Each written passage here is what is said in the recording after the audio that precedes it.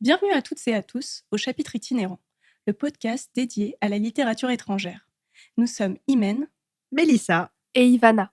Et nous sommes ravis de vous accueillir pour ce nouvel épisode. Saisissez vos malles, embarquez avec nous. Au fil des pages et des dédales, vers notre prochaine escale. Quand Tomoyo apprend aux informations la mort de son amie Mariko, elle n'en croit pas ses oreilles. Elle s'était pourtant vue la semaine précédente, sans que rien ne laisse présager un tel drame. Mariko a la jeunesse brisée, qui lui vouait une admiration sans borne, et qui s'est vraisemblablement suicidée. Tomoyo ne contient pas sa rage. Elle doit trouver un moyen de rendre un dernier hommage digne de ce nom à sa seule confidente. Pas question de laisser le père violent de la jeune fille prendre les choses en main. Bouleversée et confuse, elle se précipite chez lui, vole l'urne funéraire et, malgré les coups, hurle les mots de colère que Mariko a gardés en elle pendant toutes ces années. Les précieuses cendres sous les bras, Tomoyo se lance dans une course effrénée, en quête de salut pour son amie comme pour elle-même. Vous venez d'écouter le résumé de My Broken Mariko, un manga publié aux éditions Kiyun en 2021. Et d'ailleurs, Kiyun, parlons-en un petit peu. Maison d'édition française spécialisée dans le manga qui a été fondée en 2003. Donc cette maison d'édition est très connue, notamment pour certains ouvrages que je ne cite plus, Doubt, Pandora Heart, My Hero Academia, Jujutsu Kaisen, Ranking of King, que j'adore particulièrement. Voilà. Ça s'entend. Je pense, oui, que ça s'entend bien. Et puis, je vais laisser Mélissa nous présenter un petit peu l'autrice de ce manga. Oui, Waka Hirako, parlons-en. Il s'agit d'une mangaka japonaise, assez discrète, sur qui on a finalement peu d'informations. Je vais donc me concentrer un petit peu sur les inspirations qu'elle a bien voulu partager avec nous. Il faut savoir qu'elle a un style quand même assez particulier. Et justement, on le voit en fait qu'elle a pioché un peu dans les styles plus occidentaux, notamment les comics, qu'elle aime beaucoup. Et aussi également les shoujo manga. Elle était vraiment fan des shoujo. Son préféré étant Fruits Basket. Ensuite, elle a voulu s'intéresser de plus près aussi à des œuvres un peu plus anciennes, dont celles de Moto Hagio ou Yumiko Oshima. Elle a aussi énormément apprécié le style de Takehiko Inoue, l'auteur du manga assez connu Vagabond.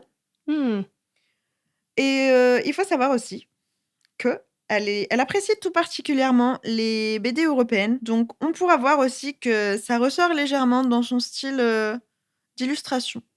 Moi, c'est amusant parce que je sais plus si c'est avec toi, Mélissa, qu'on en avait parlé, ou avec toi, Ivana, je ne sais plus, une de vous deux. Le style Samouraï Champloo, ça parle à une de vous deux ou pas ? Ouais. Et c'est vrai que, pour le coup, moi, je trouve que son style ressemble à Samouraï Champloo aussi. Enfin, quand j'ai commencé à lire le manga, je me suis dit, ah oui, effectivement. C'est avec toi, Mélissa, je crois, parce que tu l'avais lu en première. Ouais. Tu m'avais dit ça. Et quand j'ai regardé, je me suis dit, oui, effectivement, Samouraï Champloo. Ouais, c'est bien là. Avant de vous parler plus en détail de nos impressions sur ce one-shot qui est My Broken Mariko, je vais d'abord vous annoncer que c'est un titre qui a reçu quand même plusieurs prix, dont notamment le Comic Award ou alors le prix de la révélation lors de la 24e édition du Japan Media Arts Festival. Et pour finir, dernière information assez croustillante, c'est un manga qui a été également adapté en film live, donc avec des vrais acteurs. Oh là là. Ah mais vous allez... Préparez-vous parce que moi, ce livre m'a beaucoup trop plu. Je vous spoil tout de suite, quoi. Mais voilà, donc je n'ai pas vu le film, donc il va falloir que je le regarde. Pour encore plus de larmes. Voilà, exactement. Et d'ailleurs, je vais commencer tout de suite par une chose, c'est vous demander quelle note vous pourriez mettre à ce manga. Qui veut commencer ? Je me garde la note de fin. Finale, d'accord. Mais ça, tu veux nous dire en premier ? En fait, j'hésite un petit peu parce que j'ai beaucoup aimé. Et en même temps, je sais pas si je mettrais quand même le 10 sur 10, vous voyez. Je sais pas si j'y mettrais Est-ce que le vous n'aviez Graal. pas déjà hésité la dernière fois sur le nid du coucou ? Retrouvez-nous sur le nid du coucou. Mais j'hésite tout le temps, je crois, en fait. C'est vrai que c'est dur en même temps de Oui. mettre une note parce qu'après ça peut évoluer aussi. En fait, c'est ça le problème avec moi. C'est-à-dire que je suis capable de vous dire oui, 7, et puis en fait, 2 semaines après, c'est un 8, et 3 mois plus tard, c'est un 2. Ouais. Bon, j'abuse, hein, mais. Non, mais moi aussi, pour le nid du coucou, par exemple, ma note a changé là récemment. Voilà, Bah voilà. à chaque fois, c'est. Je comprends. Mais, en tout cas, pas en dessous de 9, c'est sûr. Donc un bon 9, bien validé. Et ouais, 9, 9, 9, 9. 9 et demi. 9 et demi, c'est mon dernier mot, Jean-Pierre. Je m'appelle Imen. Juste au cas où. Moi, j'ai mis un 7 sur 10. Oh! Ouais, je sais que vous l'avez beaucoup, beaucoup apprécié. Pour moi, c'est pas un mauvais manga du tout. En fait, il était même très touchant. Mais j'avoue que je suis un peu restée de marbre, en fait. Alors que pourtant, c'est des sujets extrêmement, extrêmement difficiles et qui peuvent parler à beaucoup de monde, en fait, j'imagine. Mais j'avoue que j'ai pas été vraiment saisie d'émotion. Alors peut-être parce que le manga se lit assez rapidement. Vu que c'est un one shot, peut-être que si ça avait été plus approfondi, et encore, je pense pas qu'il y ait vraiment besoin de l'être, mais j'ai pas vraiment été dans le mal à la fin du manga, alors que pourtant, c'est des sujets qui me touchent. Et je me suis dit, peut-être que justement, c'est parce que je suis souvent, comment dire? Pas confrontée, moi, personnellement, pas du tout. Mais c'est vrai que je suis quelqu'un qui m'informe beaucoup sur ce genre de sujet. Et donc, peut-être que j'ai plus de recul et que du coup, j'ai été un petit peu habituée à recevoir ce genre d'histoire. Et donc, j'ai pas été totalement abattue par ce livre. Peut-être que si je l'avais lu l'année dernière, pour le coup, peut-être que ça aurait été le cas. Mais là, c'est vrai que je l'ai refermé et je suis passée à autre chose, en Pour ma fait. part, j'ai pas Ok. été abattue. C'est pas le terme que j'aurais utilisé, et je pense pas Ah. avoir pleuré en le lisant. Pour ma part. Pas Hein, comme Imen? d'autres personnes. On en reparle. Mais en fait, c'est vraiment le message qu'il fait passer qui a fait que j'ai été subjuguée. Et aussi le style de dessin. Alors, si je m'étais concentrée. Enfin, je pense que premier abord, j'aurais mis 8. Et finalement, c'est un bon. Enfin, c'est un minimum 9, quoi. C'est. Même les petits défauts que je trouvais, eh ben, certains, ils se sont un peu changés en qualité. Mhm. Bah écoutez, moi c'est un 9,5, simplement parce qu'il n'y a qu'un seul tome. Voilà, c'est la seule chose que j'avais à reprocher à ce manga. Et moi c'est un 9,5 sûr, quoi. Enfin, c'est My Broken Mariko, j'ai eu les larmes presque dès le début et j'ai pleuré tout le long en fait. Et après, je me suis mise en boule et j'ai pleuré encore plus. Et j'ai envoyé des vocaux aux filles pour leur dire que je pleurais et que ça m'avait bouleversée. Parce que moi, pour le coup, le manga m'a. Enfin, après, moi, je sais pas pour toi, Ivana, hein, mais moi, personnellement, je suis. C'est un peu bizarre de dire ça. Vous allez me trouver hyper weirdo, mais j'aime beaucoup la souffrance, la tristesse, d'une certaine façon. Même si je ne suis pas d'accord avec, bien entendu, les choses qui peuvent arriver, comme ce qu'on voit dans My Broken Mariko, parce que quand même, on prévient, mais Il y a il y beaucoup a de trigger des... warnings. Hein. Ouais. Oui, il y a de... Voilà. Vraiment beaucoup de trigger warnings. Ouais. Beaucoup de trigger warnings. Ne vous lancez pas dans cette lecture sans vous renseigner sur les thèmes et les sujets de ce manga. Ouais. Il y a de la violence, il y a des abus, des choses comme ça. Donc, il faut vraiment faire attention en le lisant. Moi, d'une certaine façon, je trouve ça... dans mes lectures, je trouve ça important pour toujours me remémorer, en fait, qu'il ne faut pas oublier qu'il y a ces choses-là qui existent. De l'autre côté... quand on ne traite pas forcément ça de manière directe, c'est un petit peu, pour moi, par exemple, dans l'art ou des choses comme ça, je trouve ça important de mettre en avant la tristesse. Je trouve ça, la tristesse, le côté sombre et tout ça, c'est quelque chose c'est bizarre en fait, j'arrive pas à trouver de termes pour le décrire, parce que dire je préfère qu'on me parle de choses sombres, c'est un peu bizarre. En fait, je suis une grande fan de true crime et de polar et de choses qui ont un rapport avec ça, sans pour autant être... Enfin, je suis pas en train de... C'est pas le glauque que tu cherches, mais c'est vraiment le côté réaliste de ces récits, en fait. Le fait Moi, que... ça me remet dans...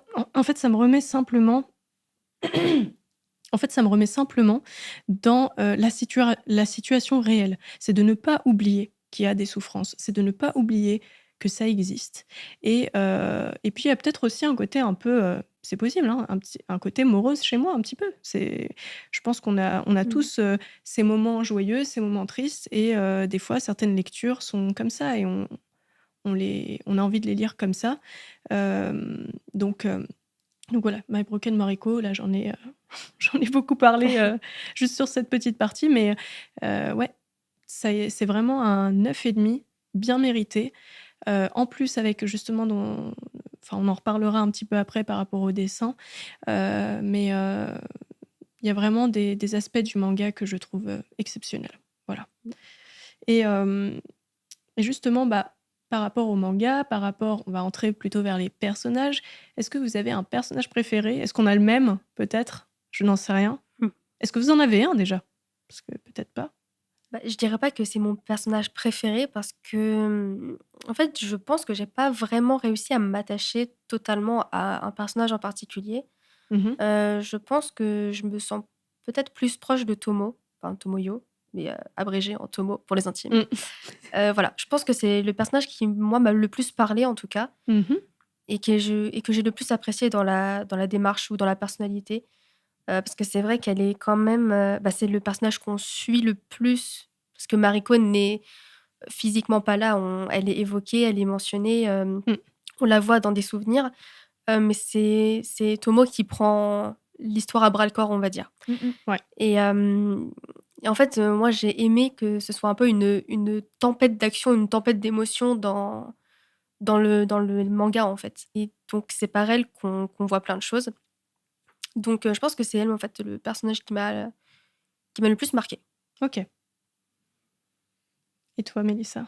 En fait, difficile à dire parce qu'effectivement, pour un one shot, c'est toujours compliqué de s'attacher pleinement au personnage. Surtout que là, en l'occurrence, on a des bribes. On a des bribes et effectivement, les événements vont vite.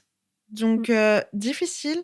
Mais en même temps, j'ai adoré la personnalité de Tomoyo parce que on sort vraiment un peu des sentiers battus, je trouve. Elle a une niaque, une force, c'est pas un personnage atypique. Et elle a même plutôt un côté très, parfois masculin. Et c'est ça qui est étrange et qui est marrant. Elle a un fond qui est très, très maternel. Et en même temps, elle a aussi une attitude parfois très, très détachée aussi. Brut de décoffrage, un peu. Oui, oui, oui, oui, C'est ça. totalement. Et je sais que justement, l'autrice s'était exprimée sur le fait qu'elle adorait justement dépeindre des personnages comme ça qui sortent un peu des sentiers battus, qu'on soit pas juste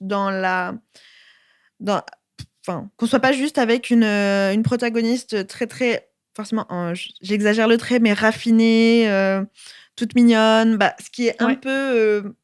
un petit peu le cas de Mariko qui justement c'est un peu tout le contraire de Tomo. Mm. Mais pour autant, Mariko, elle m'a tellement touchée aussi. Genre, c'est un personnage qui profondément m'a émue et que j'aurais aimé justement voir un peu plus. J'aurais aimé les voir partager des aventures ensemble. Mm. Et c'est peut-être ça qui m'a manqué un peu parce que je pense qu'avec quelques scènes en plus de leur vécu, eh bien, j'aurais pu m'attacher tellement plus aux personnages. Parce que là, je les adore, mais c'est vrai que j'ai pas non plus je les ai kiffés, quoi. Mm.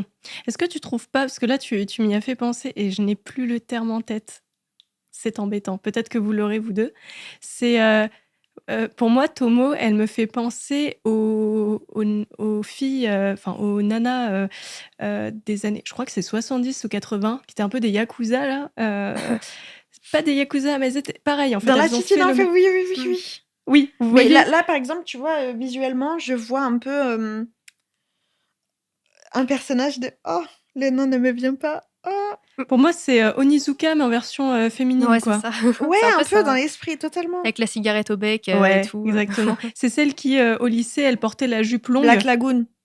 C'est pas ça aussi. Enfin, je l'ai pas lu encore, mais J'ai pas lu Black dans Lagoon. l'attitude, genre rien que sur la couve, tu vois, une fille, elle a un peu la même. Enfin, genre regarde la couverture. Ah oui. Et genre il y a trop cet esprit-là, mais j'ai pas encore lu, donc en termes de caractère, je peux pas dire. Mais vraiment, je l'associe. genre visuellement, en tout cas, dans la vibe qu'elle dégage, Mm. je l'associe grave à l'une des protagonistes de Black Lagoon. Yes. Ouais, mais en fait, d'un côté, je trouve que c'est quand même un personnage qu'on voyait beaucoup, parce que je sais pas de quelle année est Black Lagoon, mais on a fait quand même beaucoup de personnages comme ça qui sont très bruts bruts de décoffrage, comme tu l'as dit, Ivana. Ces femmes qui ont décidé en fait de prendre le dessus, hein, clairement, et C'est qui ont badass et existé. tout. Ouais, qui ont vraiment existé et qui ont fait leur loi, en fait, parmi tous ces hommes. Et Et toi c'est- Hmm Et toi Et moi Et toi Bon, bah, moi, je vous avoue, sans grand étonnement, je vais pas aller dans votre sens. Moi, c'est vraiment Mariko J'en qui étais m'a sûre. le plus plu. J'en étais sûre. Ouais. Et d'ailleurs, on va écouter un petit passage qu'Ivana va nous lire, qui est donc Mariko qui parle. Mhm. Et pour voir un petit peu la psychologie de la personne. C'est un passage très intéressant, très Ouais. intense, très particulier. Donc on vous laisse avec ce petit extrait. Tout est bousillé en moi. On me le répète depuis que je suis toute petite. C'est à cause de ça que j'ai des problèmes. Je fais des choses qui énervent les gens, alors ils me tapent. Je n'écoute pas ce qu'ils disent, alors ils me donnent des coups. Je les provoque, alors ils me touchent. Et comme je m'accroche, ils finissent par en avoir marre et s'en vont. J'aimerais bien me réparer, mais je ne sais plus par où commencer.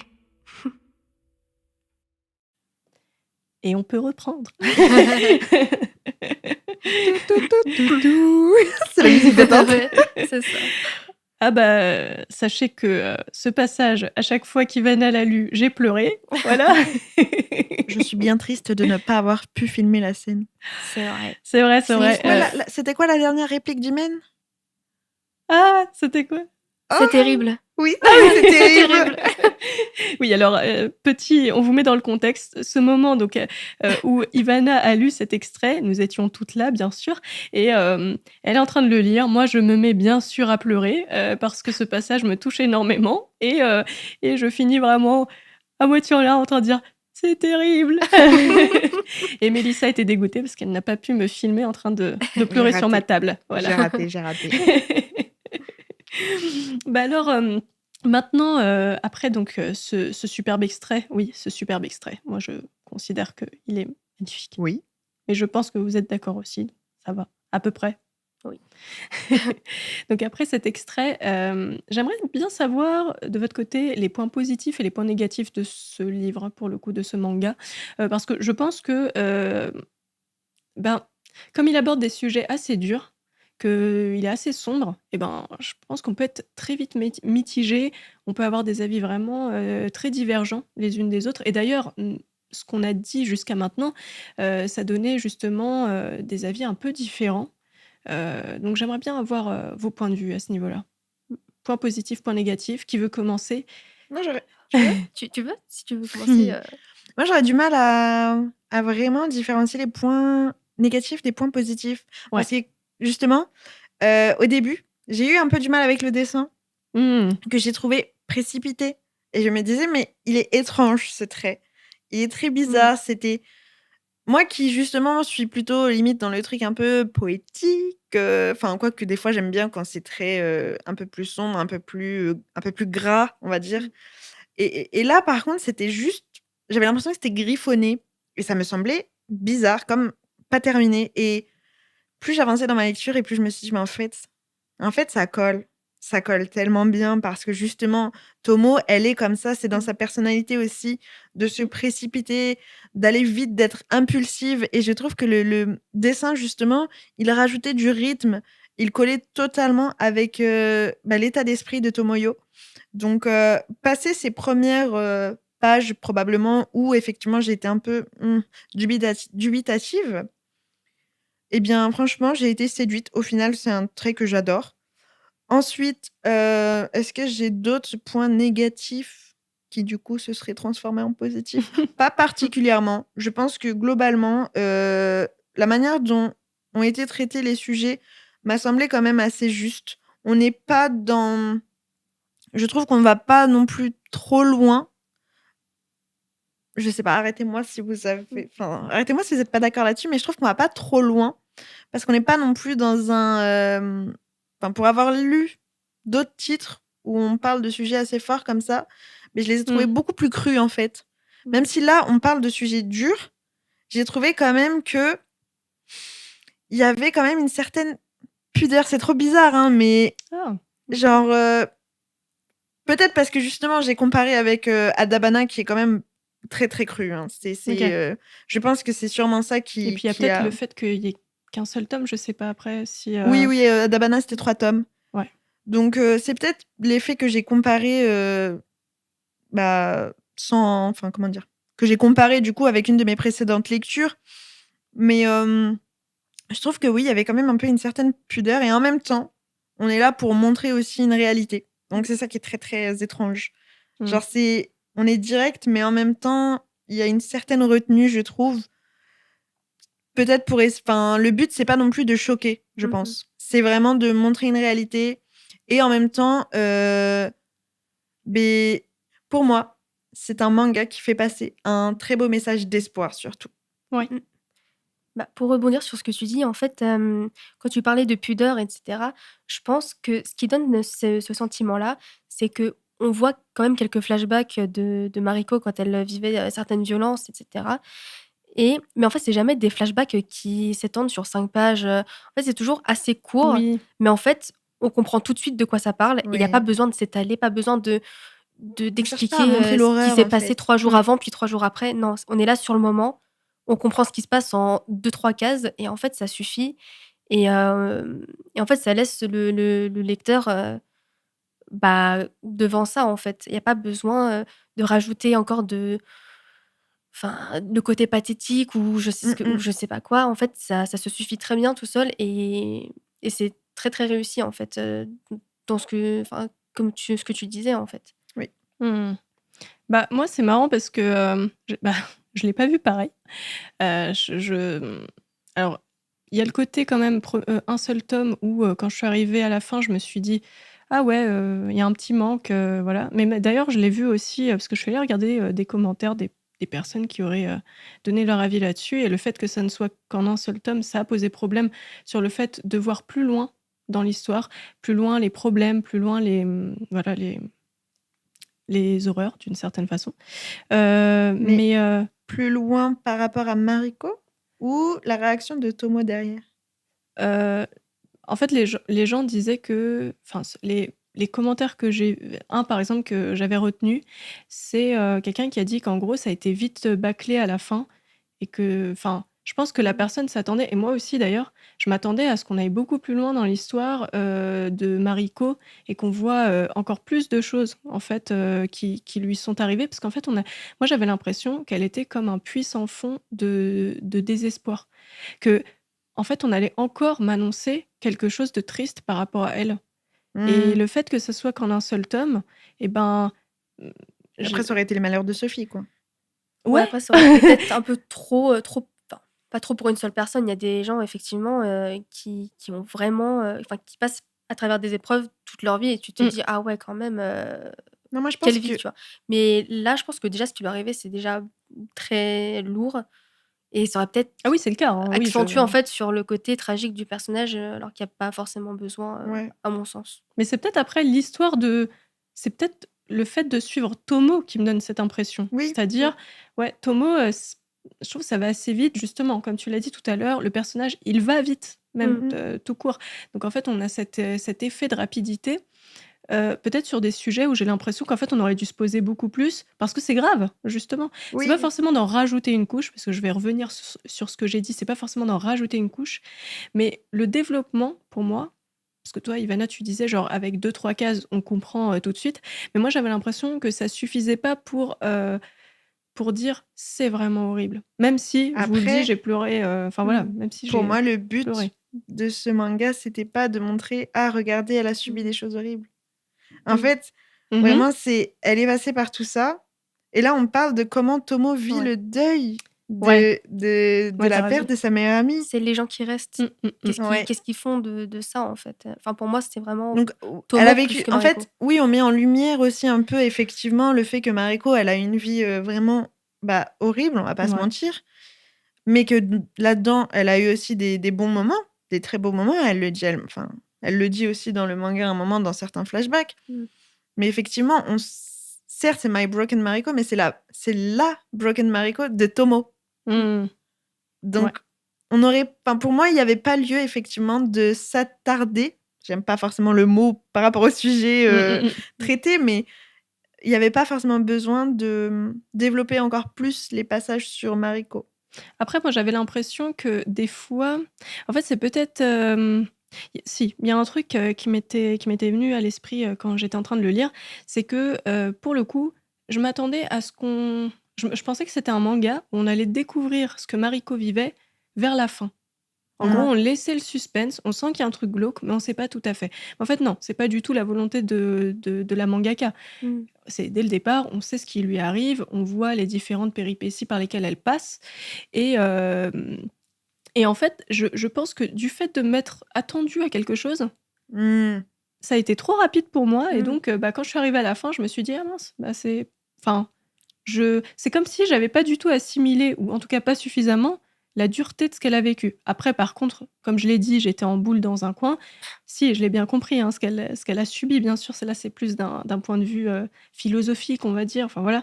Mais c'est juste, ce côté où j'avais l'impression que ça allait tellement vite. Et je m'attendais tellement à ce que ce soit vraiment comme un... Comment on appelle ça à la fin, quand t'as une surprise. Un cliffhanger. Non, pas un cliffhanger, parce que ça crée une attente, le cliff. Un plot twist. Un plot twist. Je m'attendais tellement à plutôt une histoire de plot twist qu'une histoire de on le sait tout de suite et on voit la vie de Tomo par rapport à ça. Alors que pourtant, c'est vrai qu'en fait, il n'y a rien dans le résumé qui dit que... dans le résumé, on dit clairement, Tomo, elle a perdu sa meilleure pote. En plus, c'est vrai qu'il n'y a rien dans le résumé qui... c'est marrant parce que c'est comme un spoil sans le lettre. Enfin, il n'y a rien de... Je vais arrêter de faire ça avec ma bouche.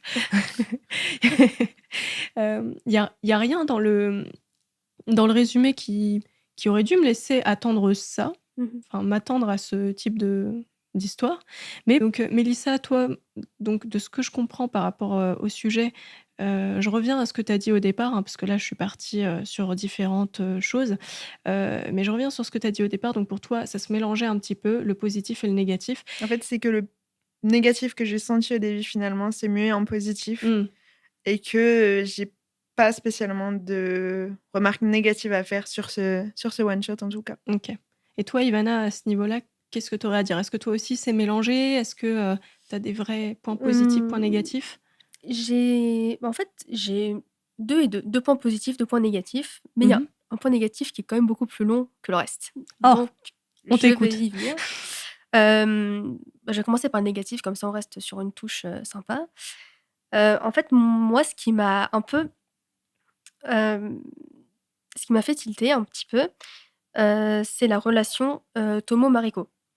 Alors, c'est vrai que le manga, il est super parce que Tomo, elle prend justement les initiatives pour rendre un dernier hommage à Mariko, qui a jamais été vraiment respectée en fait dans sa vie. Et c'est la seule personne qui prend les choses en main pour en fait lui donner un dernier hommage digne de ce nom. Et ça, j'ai trouvé ça super. Mais c'est vrai que quand on regarde les flashbacks, en fait, on se dit « Ah, il y a un truc un peu dissonant dans leur relation, dans leur dynamique. » Ah oui. Moi, j'ai trouvé ça assez lourd, en fait. Ouais. Parce que Mariko, effectivement, c'est quelqu'un... On sent qu'elle avait besoin d'aide et qu'elle était vraiment au fond d'un puits et que personne ne lui tendait vraiment la main, à part Tomo. Et en fait, j'ai trouvé que c'était assez déséquilibré. Parce que du coup, ça mettait sur Tomo un poids... qui est presque celui de sauveuse, en fait. C'est elle qui la porte, et même jusqu'à la fin, littéralement, c'est elle qui porte Mariko, en fait. Ouais.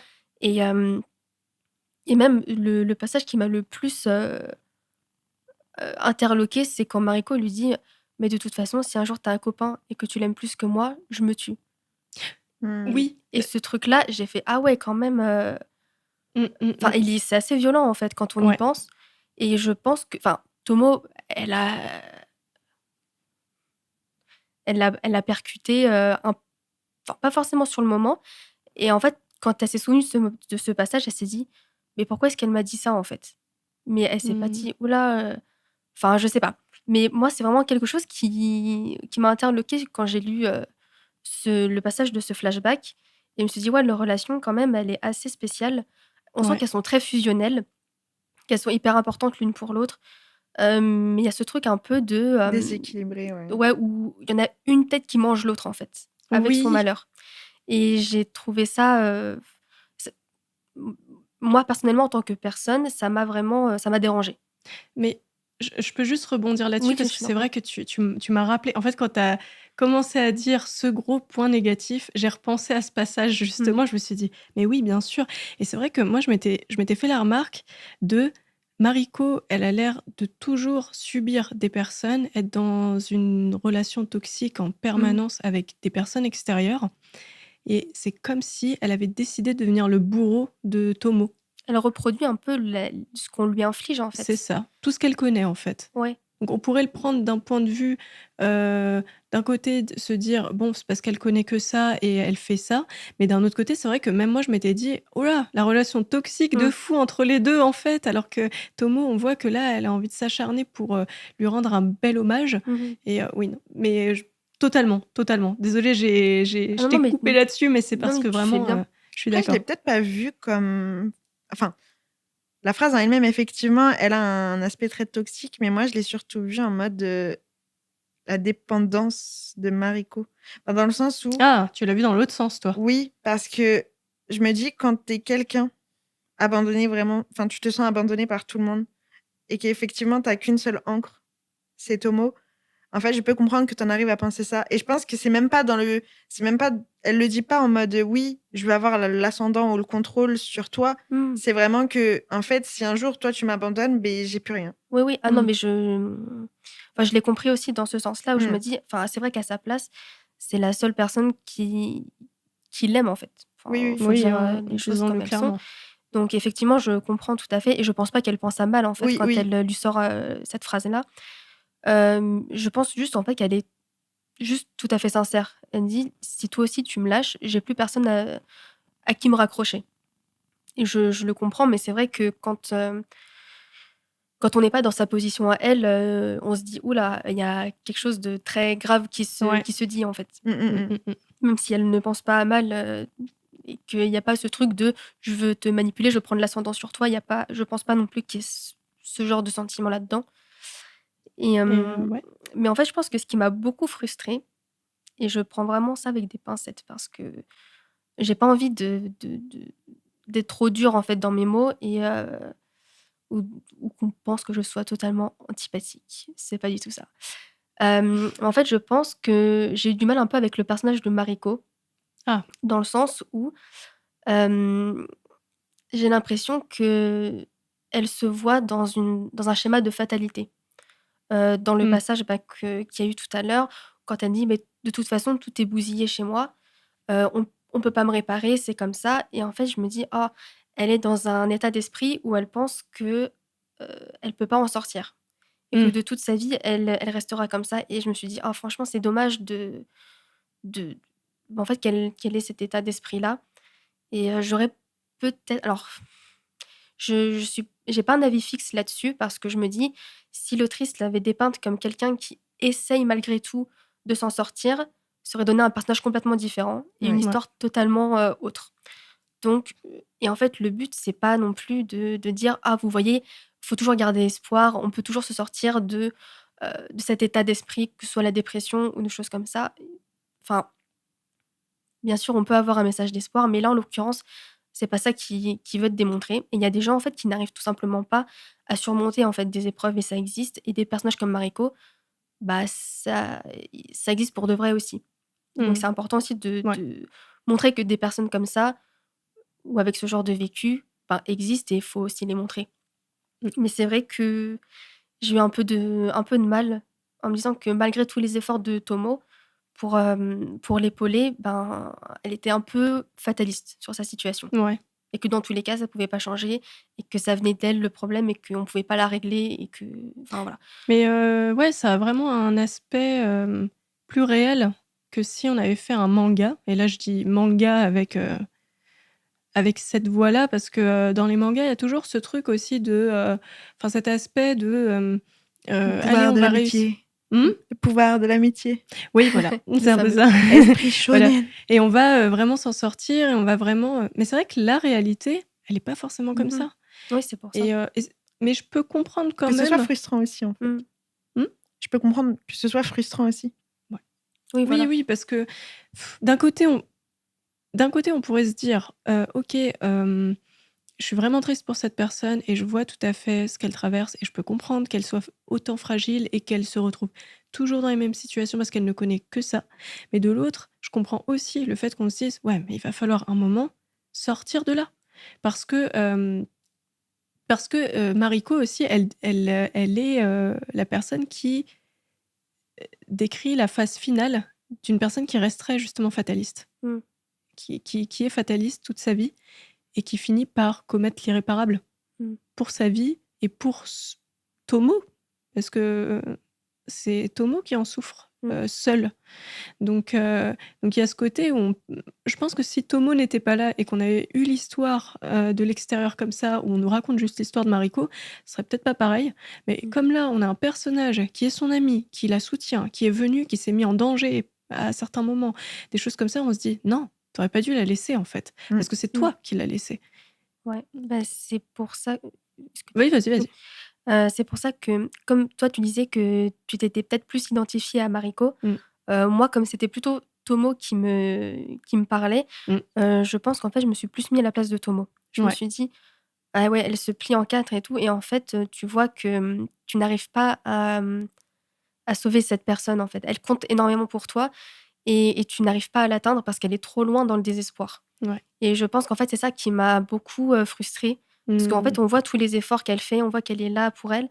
Et en fait, ça traduit très bien l'impuissance que les gens ressentent quand ils ont un de leurs proches qui commet en fait ce genre d'acte. Et c'est ça qui est difficile aussi. En fait, c'est à la fois très beau parce qu'elle lui rend vraiment hommage. Et c'est ça que j'ai mis dans les points positifs. C'est que Tomo, vraiment, elle est là pour elle jusqu'à la fin. Même si c'est des situations qui peuvent lui porter préjudice, voler l'urne funéraire, techniquement, c'est pas très légal. Mais elle le fait quand même parce que c'est la seule qui tient réellement à Mariko. Et d'un autre côté, ça m'a vraiment fait de la peine pour Tomo. Ouais. Mais voilà, je comprends aussi qu'on prenne la défense de Mariko et je suis pas du tout en train de l'accabler, de dire: «Ah oui, Oui, je pense elle que de toute façon, exagère», ou c'est enfin, pas du tout. complexe. C'est complexe des deux côtés, quoi. C'est vraiment un truc humain, c'est cet aspect humain compliqué. Il n'y a pas vraiment de camp, je pense. On peut être d'accord, pas d'accord, mais il n'y a pas de camp, en fait. Parce que... Et selon notre propre vécu, finalement, on va soit mieux comprendre l'un, mieux comprendre l'autre, réussir à appréhender les deux. Ça dépend. C'est ça. Et c'est pour ça que je pense que c'est quand même un manga qui est très important. Parce que effectivement, c'est peut-être qu'on n'a pas été confronté à ce genre de situation, peut-être qu'on n'a pas eu de personnes, peut-être qu'on n'est pas très bien informé sur ce qu'est la dépression.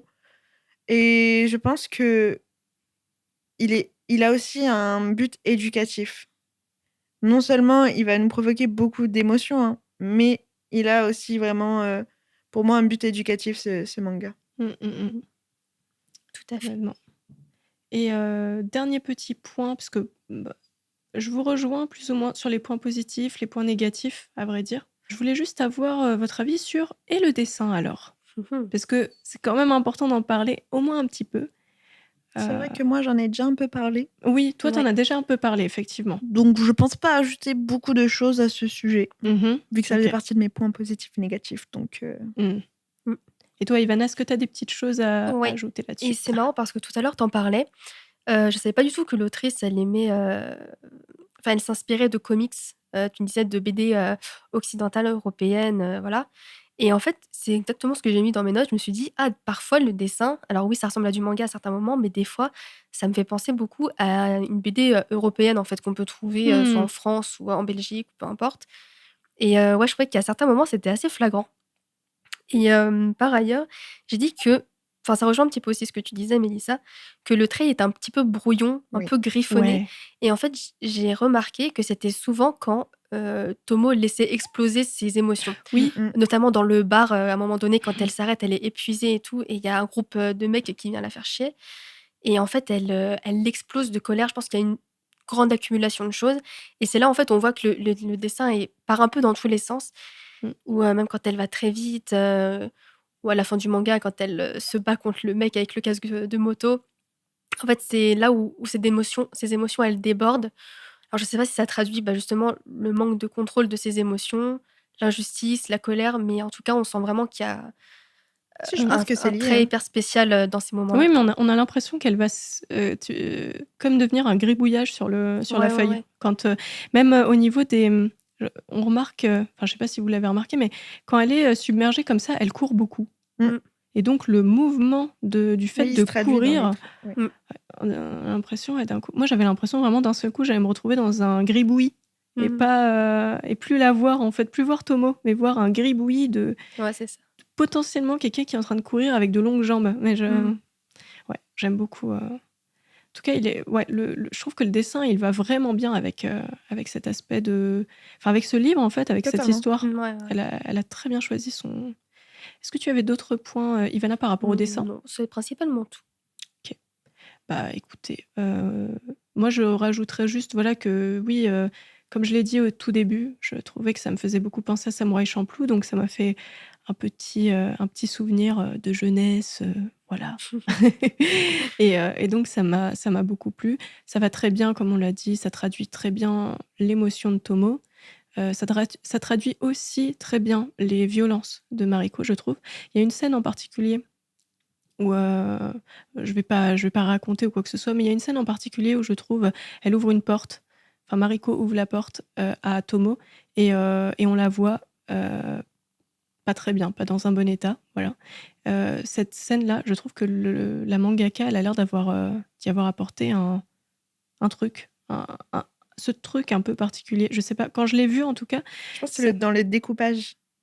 oui, peut-être dans le découpage, mais il y avait vraiment quelque chose, moi je me suis arrêtée vraiment sur cette image et je l'ai vraiment regardée longtemps. C'était très particulier, je trouvais. Donc donc ouais, ça m'a le dessin m'a plu. L'événement lui-même, non, bien sûr, mais le dessin m'a plu à ce moment-là et je trouvais qu'il décrivait très bien la situation.